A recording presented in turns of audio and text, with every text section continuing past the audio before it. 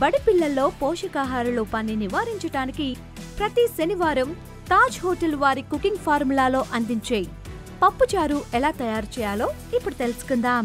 పప్పుచారుకు కావలసిన పదార్థాలు: సగం కప్పు కందిపప్పు, ఆయిల్, ఎండుమిర్చి, కప్పు తరిగిన ఉల్లిపాయలు, కప్పు టమాటా ముక్కలు, తగినంత ఉప్పు, పసుపు, కరివేపాకు, జీలకర్ర, మినప్పప్పు, కారం, తగినంత చింతపండు, ఆవాలు.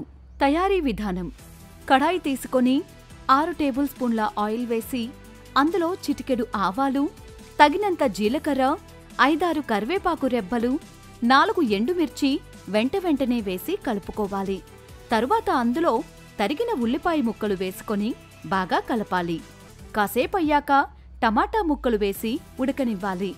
కొద్దిసేపటికి టేబుల్ స్పూన్ ఉప్పు, 1/2 టేబుల్ స్పూన్ పసుపు వేసి బాగా కలపాలి.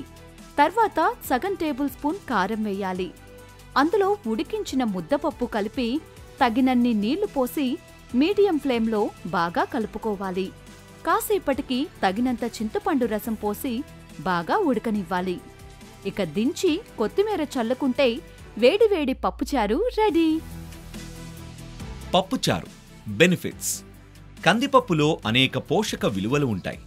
ఇందులో ఉండే protein, fibre, folate, iron, potassium లాంటి మినరల్స్ పిల్లల ఎదుగుదలకు తోడ్పడతాయి. చింతపండులో ఉండే సి, B1, B2 విటమిన్లు ఇమ్యూనిటీని పెంచుతాయి.